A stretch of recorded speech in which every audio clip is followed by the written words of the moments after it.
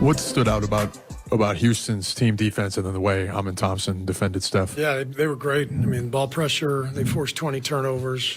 They've been one of the hottest teams in the league and probably the best defensive team, in the league this last month, and they took it to us. They were great tonight. Steve, you talked about Steph's fatigue in the last month, and obviously he's been carrying a huge offensive load over the last few games. Yeah. Do you think tonight was a symptom of fatigue, or do you think it was a bit more with his performance tonight? I mean, it's this is the NBA season. You go through 82 games, and there's just games where you don't have it. Every player, no matter how good you are. So Steph didn't have it tonight. They did a great job defensively. Take tomorrow off and get ready for Phoenix, and you guys get to analyze everything. But it's all part of the season. Steve, what was the most difficult part to try and fight against? I mean, they're a taller team, athletic, energetic, all those things. What are the hardest part about this team to play? They have great size and athleticism, at pretty much every position. And Ime's done a great job. They've really established an identity, and they kind of know who they are. And great defensive team, and they played a really good defensive game tonight. You have said, and many others have said many years, or true proof behind it is that, age can be a factor in the NBA. Is their age difficult to deal with because it brings a certain energy too? Because they're young? Yeah, I mean, is their age and energy combined a difficult thing to deal with for guys that have been on the road like you guys have been for a while? They're a young team on the rise. They got a lot of good talented young athletes, and they're playing well, and they just beat OKC 2 days ago, and like I said, one of the hottest teams in the league, and there's a reason, they're 52-27. They're a great team. This was the fifth match. All right, the Rockets get the win tonight. They do lose 3 matchups to the Golden State Warriors, so the Warriors have the season series advantage. But I'll tell you what, one guy who's playing really well for the Golden State Warriors, if it wasn't for Stephen Curry, he may be the player of the week in the Western Conference. And believe it or not, it's Brandon Pajitsky. 19 points tonight, 4-9 for the three-point line, went 50% from the floor, 7-14 overall. And Mully, he's decisive. He's making quick decisions. He's playing his best basketball of his young career. No, he's playing great ball. We said pre-game, he's doing everything in great form. His shooting, decision-making, his mid-range game is on point. I thought he had another fantastic performance. Paz is moving up on that scouting report right now. Absolutely. I mean, he's the guy he's hitting those shots the Warriors desperately need. One of the reasons why that starting lineup has had such a great record. You got Paz coming into the game. He's pushing the ball. He's getting Steph off the ball. And they got to get him more involved whenever the games like this are going this way. Whenever you try to get the ball out of Steph's hands, I feel like the offense is more effective when Paz has the ball and he's able to direct the traffic. I thought the Warriors got away from that tonight. A lot of turnovers really took them out of the offense, but Paz has been playing incredible basketball so far. Paz has been playing incredible basketball. When I watch Paz, I watch a guy who is trying to walk alongside of Steph. We all know Steph is the head of the snake here. Mm-hmm. When you're playing on the Golden State Warriors, you want to find yourself to fit in where you don't disrupt the offense that's built around Steph Curry. We all know this. Paz is doing his thing, but he's not disrupting what's going on. He's playing within the offense. And that's when I see that, I see a young guy who knows how to play basketball. I see a hooper, but I see a young guy who knows how to hoop and play basketball. Real hoopers and real basketball heads know what I'm talking about. You know what I'm saying? So it's really impressive to see a young guy who's only in his second year.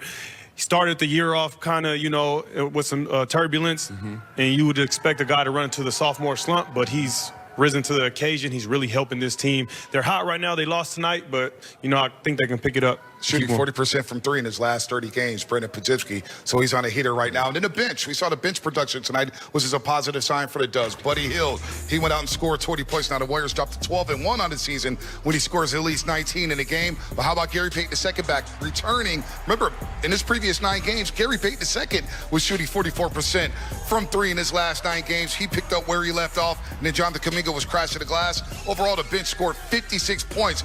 Good production. That's been the strength of their team all season long, JCA. Great production. Look, so I don't think Steph Curry's going to have another game where he only scores 3 points, right? Like, we got a lot of, contribution from the bench from a lot of other guys. It was just off night for Steph, and sometimes that happens. Houston is also an incredible defensive team. You ran into, a very versatile, young, athletic team. So I don't expect for this to happen again. I think it could be seen as a highlight, right? Guys could find a rhythm, could find confidence, especially at this time during the season when you're getting ready to go into a 7-game series. The bench, what's that? The bench for the Warriors has been a strength all year long.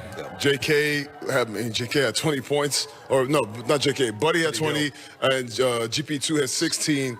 Outscoring the Houston Rockets bench 56-25. That's going to be really important going down the stretch. This is why when we talk about a Houston Rockets playoff series with the Warriors, it's because of the bench. It's because of the experience. It's because of the depth of the Warriors that I say it's going to go the distance. Now, if you watch a game like this, you understand why I say 6 games. This is not an easy team to beat. They are a young team, yes, but they're scrappy. They have athletes that can play. They have a guy who's probably Alperen Sengun is part of the reason why they're the #1 scoring post-up team in the NBA. So these are all the reasons why they have an offense that can go. Now their shooting might be a struggle, but their ability to offensive rebound, that gives them an ability to make up for those shooting woes. Yeah, the role players have been great all year, and I think to JTA's point, you're not going to have another game where Steph gets 3, and then to maintain that rhythm and flow, those 20 turnovers, although the points off turns were only a 3-point difference, but that's less field goal attempts, less rhythm to the game. So those 20 turnovers hurt them as well.